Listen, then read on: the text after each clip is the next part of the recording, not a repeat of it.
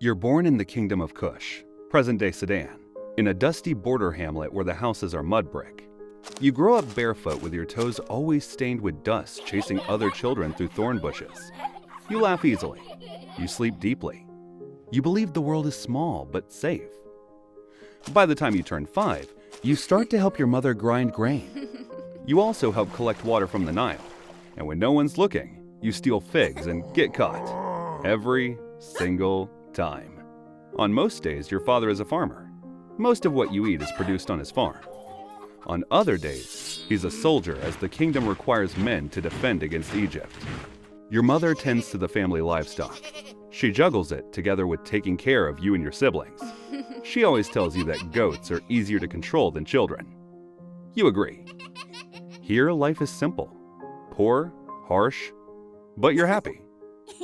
When you turn 10, you start following your mother to the market. There you see traders arrive. Tall men in fine linen with gold rings and lazy smiles. Sometimes they look at you just a little too long.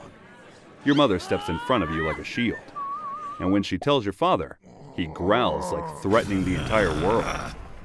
But soon you hear adults whispering words like raids, tributes, missing girls, and Egypt expanding.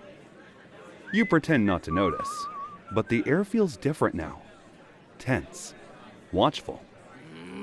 You're 13 when Egypt finally arrives. Not with traders this time, with soldiers. The raid starts before sunrise. Screams jolt you awake. Smoke chokes the air. And the world that used to be safe suddenly feels too small to hide in. Your father tries to defend the village, like all the other men. But spears don't care about courage. They are all cut down. Your mother pushes you toward the back door, telling you to run. But the soldiers are already there.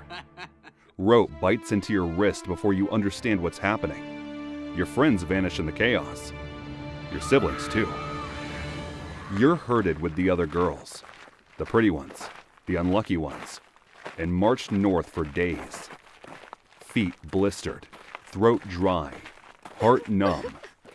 Then the Nile welcomes you. You're shoved onto a riverboat with crates of grain, pottery, incense. Except you're cataloged as a different kind of cargo. By the time Thebes rises on the horizon, you've learned 2 things. Crying is useless, and they like you better when you're silent.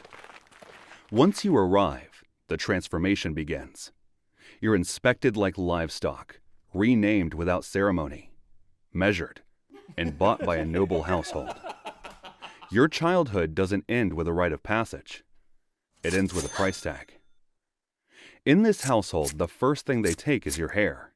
Shaved clean, not just for lice, but because it makes you easier to wash, easier to perfume, easier to present. Then your body becomes a daily project. Morning baths in cool water, scented oils rubbed into your skin until you shine like polished ivory, unguent massaged into your thighs, your arms, your belly, places you didn't know mattered. Kohl drawn around your eyes with a precision that stings. Linen so transparent that you don't know why they bother calling it clothing. Older servants teach you everything you never wanted to know. How to walk without sound. How to kneel so your posture pleases the eye. How to lower your gaze at the exact respectful angle. How to endure wandering hands without recoiling. They call it grooming. They call it refinement. But everyone knows this is not a beauty school. It is obedience sculpted into flesh. And as you learn to move like a shadow, you also learn the hierarchy you now serve. The great wife at the top, secondary wives beneath her, concubines below them, decorative slaves. Congratulations, that's you. Servants, and livestock. But none of that really matters, because in the inner house there is only one rule worth remembering, whispered by the older girls with deadened eyes. You belong to anyone who calls for you. A week after entering the household, you and the other new girls are assembled in the courtyard. There, the head servant inspects you. He doesn't speak. He just tilts your chin, studies your shoulders, looks at your hips. A silent appraisal. He approves of you, and you're moved into the inner rooms. the scented, polished, quiet part of the household where women glide instead of walk and smiles never reach their eyes. It smells like incense and secrets. Your first night doesn't come from the master. It comes from a visitor, a merchant, important, wealthy. He's here on business dealing with the master. The head servant calls your name, and you follow because not following is not an option. He treats you like a convenience, like something the house provides, like wine or fruit. He doesn't speak Egyptian well, so he uses gestures. But even with gestures, you understand the command. Lie down. The act that follows is quick. It's clumsy. It hurts. After the act is done, he tells the head servant to give the master his thanks. You aren't acknowledged. The next morning, you're expected to serve breakfast as if nothing happened. You move like you're made of reeds bent too far.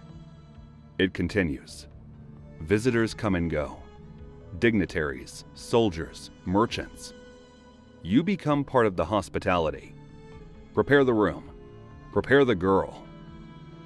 You learn to breathe shallowly, to stare at the floor, to make your mind a blank, safe place to hide.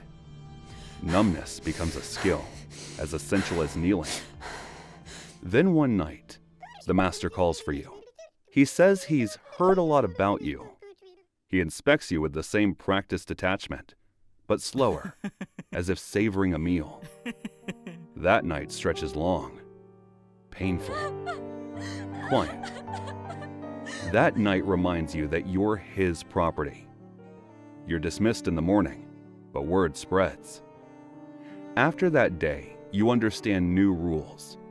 The mistress hates you for existing. The concubines hate you for being new. The master prefers you, for now. For almost a year, you're the master's favorite. Not cherished, just used more often than the others. Enough to make the mistress watch you like a curse waiting to happen. Then you miss your moon cycle. The midwives don't announce it out loud. They whisper. Then they make you do the barley-wheat pregnancy test. They make you squat over bowls of barley and wheat, your urine soaking into the seeds like an offering. Then they plant them all together. If wheat sprouts, it's a girl. If barley sprouts, it's a boy. Days pass, and the barley sprouts first. A boy. Everything changes overnight. Servants bow lower when you pass. Your meals improve. More bread, honey, figs. Your chores quietly disappear. The steward speaks to you with respect, as if you've already succeeded. You hear whispers that the master seeks male children. He says sons can shift alliances, that you might finally be useful. The mistress's hatred turns sharp and focused. You're watched constantly. Every step feels dangerous. You let yourself hope, just a little, because a boy means protection. A boy means status. A boy means your life might finally stop being miserable. Months pass, and your due date nears. One morning, you go into labor. The labor is long, painful. You scream into linen soaked with blood, oil, and prayers. Then you give birth. When the child is placed on your chest, its gender is obvious. A girl. The room goes quiet. The midwives exchange looks. A servant takes the baby without ceremony. She'll probably make a good weaver, someone says, like they're assigning a task. The house resets. Food returns to normal. Bows from servants disappear. The master loses interest. He's already found something younger. You're allowed to nurse your daughter for a few months. Wet nurses cost money. Then she's taken to the nursery. You watch her grow. She looks like a mini you, and that's not a good thing, because you realize that you haven't broken the cycle. You've just given birth to it. And with that realization, dread settles in. 4 years pass, and you're 20 now. In this place, that's long enough for faces to change, hierarchies to reshuffle, and children to be quietly sorted into futures they didn't choose. The mistress gave birth during those 4 years, a daughter as well. She was celebrated, swaddled in fine linen, given nurses, toys, protection. Her future is safe by default. Other concubines give birth too, mostly girls. Their fate depends on their mother's influence. Some are raised gently, some trained early, some barely acknowledged. But daughters of slaves remain slaves. No ceremony, no protection, just delayed usefulness. Your daughter grows. She is clever, loud when she thinks no one is listening. She smiles when she sees you, clings to your linen, learns to walk by holding onto your fingers. You love her fiercely, quietly. You teach her to stay close, to lower her eyes, to listen before she speaks. You try to delay the inevitable by teaching her how to disappear. Then the festival of Hathor arrives, goddess of love, music, fertility, and motherhood. A holiday that celebrates joy by dissolving restraint. Wine flows freely. Drums echo through the corridors. Servants are encouraged, quietly, to drink just enough to keep the mood light. You've already put your daughter to sleep. You linger by her mat longer than usual, brushing dust from her hair, thinking about what this festival means and what it never meant for you. So you take some wine to join in the celebration in your way. Elsewhere, the master drinks far more. That's the point of Hathor's festival. Intoxication as devotion. To lose yourself so the goddess might find you. You take a walk around the estate. You see it's deep in celebrations. Your walk takes you past a corridor. It's loud and chaotic. There, you meet the master by chance. He smells of wine and incense. He doesn't speak, doesn't ask, doesn't even look like he recognizes you. He just reaches, because you are close and available.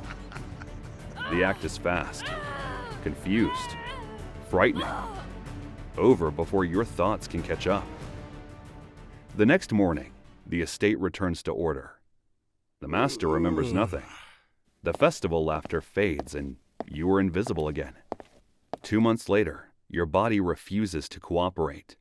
Your moon cycle doesn't come again, and you understand, with terrifying clarity, that the goddess of motherhood has answered a prayer you never meant to make. When you realize what is happening, fear hits first, not hope. Because this time, there's a problem no one can ignore. The master remembers the act. He just doesn't remember you.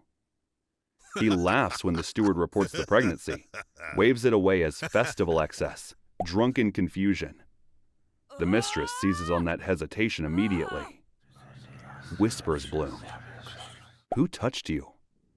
Who dared? For a brief, terrifying window, your life balances on an accusation. But the estate solves it the only way it knows how, with silence.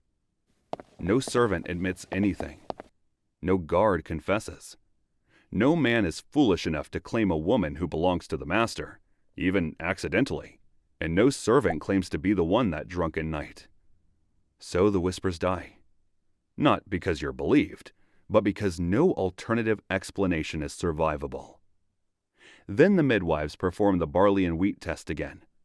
Your urine is poured carefully over the seeds before they are planted.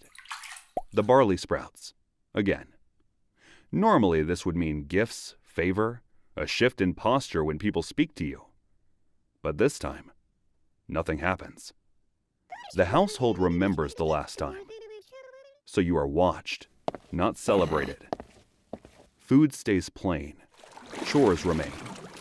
The mistress smiles thinly, waiting. The next few months are hard. The pregnancy is hard.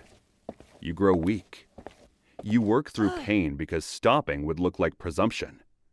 Your daughter clings to you, sensing danger she doesn't understand. You teach her to be quiet and invisible. When labor comes in the 9th month, it is long and brutal. You think it will be your end.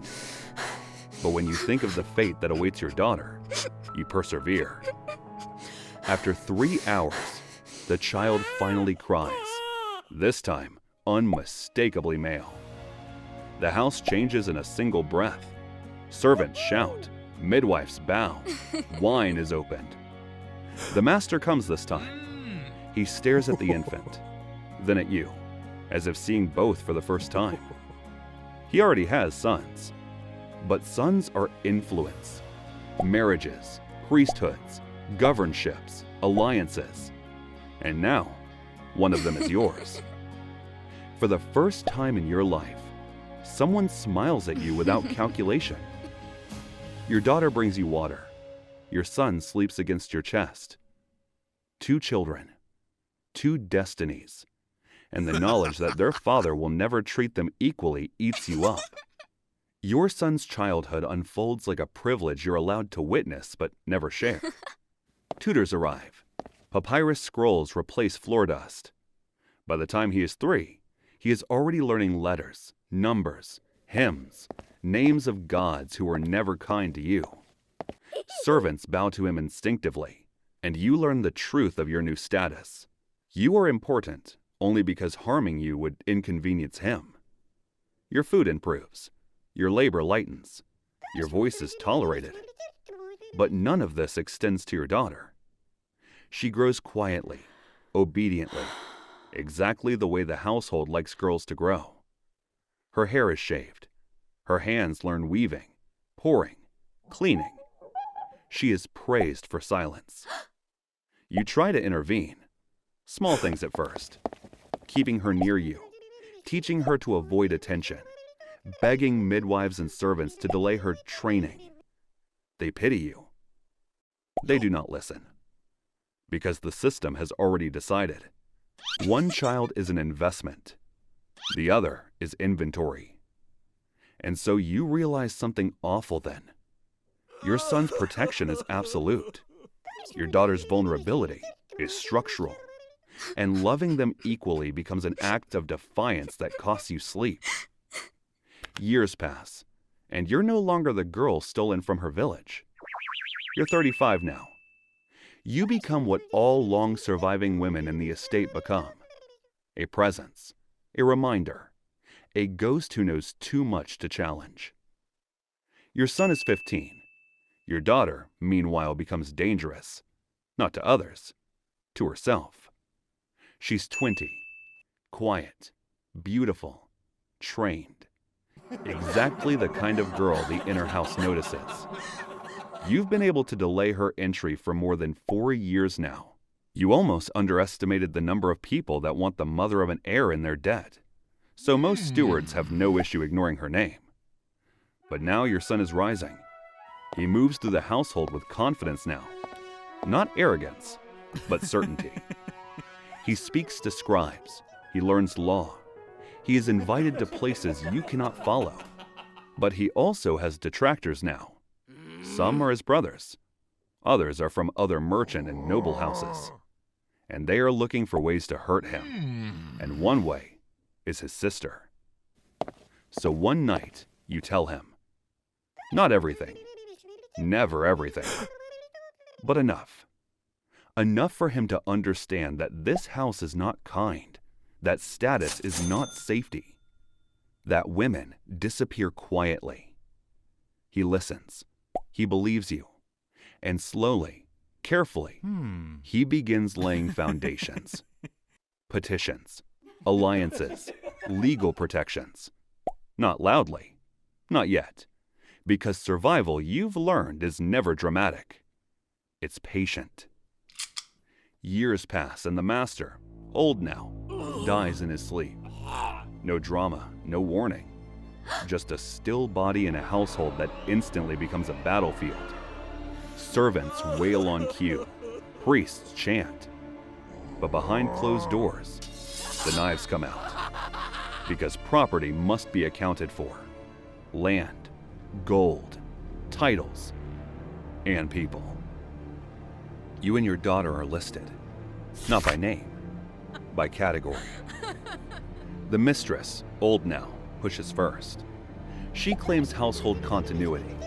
Her and her sons look polite and smiling, already calculating what you're worth in alliances, trades, or favor. Normally, this is where your son would bleed political capital, offer concessions, lose something precious to buy you back. They assume he'll bargain. They don't know he already won. Years ago, quietly, your son convinced his father to gift you and your daughter to him as coming-of-age property. A legal transfer. Stamped, filed, buried in papyrus no one bothered to question. So when the scramble peaks, your son produces the document. The room goes silent. They realize you are no longer assets. You are not negotiable. You are his. And then, freed. Not just out of kindness, but also by law. You leave the estate and go to live in a small house your son provides. Your daughter lives with you. Not as property, not as a servant, just as a woman. Sometimes your son visits. He brings food, jewelries, small unnecessary gifts, proof that survival has turned into something gentler, proof that you are free. Scarred? Yes. Hollow? Yes. But free. Sometimes at dusk, you think of Kush, of dust-stained feet, of laughter, of siblings whose faces have blurred with time. Did anyone survive? Did Egypt take more girls after you? You will never know. You wonder if this life was worth the cost, if your son's position at the end balances decades of being owned. There is no answer. Only this. Your daughter will never kneel. And that has to be enough.